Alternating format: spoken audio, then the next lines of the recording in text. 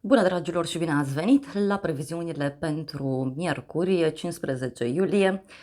O zi în care cu toții vom avea chef de distracție, de vorbă, vom fi foarte creativi. Este o zi cu foarte mult dinamism, să știți, și poate să fie și o zi de miercuri în care, în continuare, știu eu, vreo idee de prin trecut acum își găsește rezolvarea, da, pentru a o pune în practică, dar este în general o zi de miercuri în care toată lumea o să vrea strălucire, iubire, putere. Chiar este o zi care să știți că predispune și spre drame. Aici trebuie să fim atenți. De asemenea, poate să fie și o zi de miercuri în care ne îndrăgostim. Da? Acum, nu neapărat că ne îndrăgostim fizic de cineva. Da? Pentru unii, da, e de dragoste, da, puteți vă gândiți și acolo, dar e despre a vă îndrăgosti de viață, de un proiect, de un domeniu de activitate.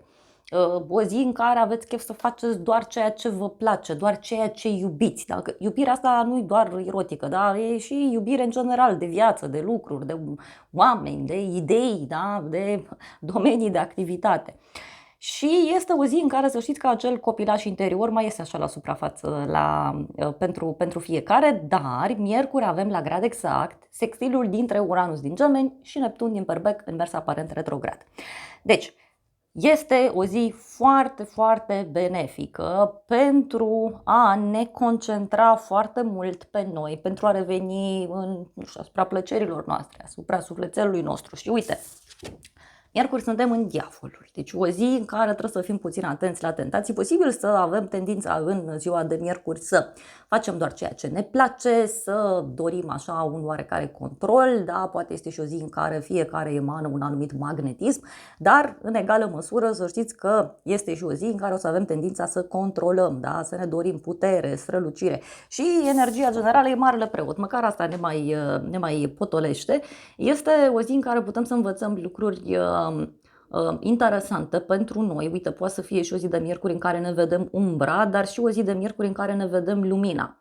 Mai mult decât atât, ziua de miercuri, să știți că ne invită să fim deschiși în a învăța lucruri noi și de asemenea ne invită, știu eu, ziua de miercuri să ne studiem mai mult pe noi, da? Poate chiar copilașul nostru interior. Este și o zi de miercuri în care, uite, ne putem hotărâ, zice, gata, m-am îndrăgostit, mă mărit, mă însor. Sau, bine, acum eu exagerez, dar pentru unii e posibil, da, să fie o zi de miercuri în care apare ceva care vă ia mințile, da? Sau care ne ia mințile.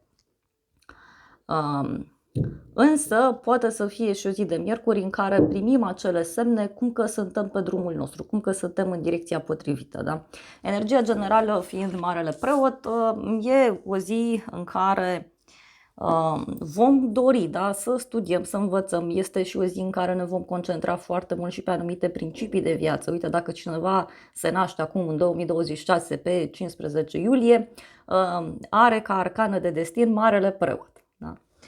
Bun, și zic asta că nu știu dacă ați văzut că a apărut un mini curs de tarot numerologie în care discut pentru fiecare arcan de destin în parte, care este darul, care sunt cuvintele cheie, care este cheia sau lecția pe care în general trebuie să o învețe să-i fie bine, care e lumina persoanei care s-a născut cu acea arcană de destin și care e și umbra. E foarte interesant și acum am făcut pauză de la înregistrări pentru că vă mai pregătesc și pentru fiecare arcană de destin în parte o analiză foarte amănunțită. Pentru cei care o să vreți să aflați mai multe doar despre arcana voastră de destin, da, puteți să luați doar o singură arcană, vă uitați la ea, o înțelegeți, da, și toate bune și frumoase.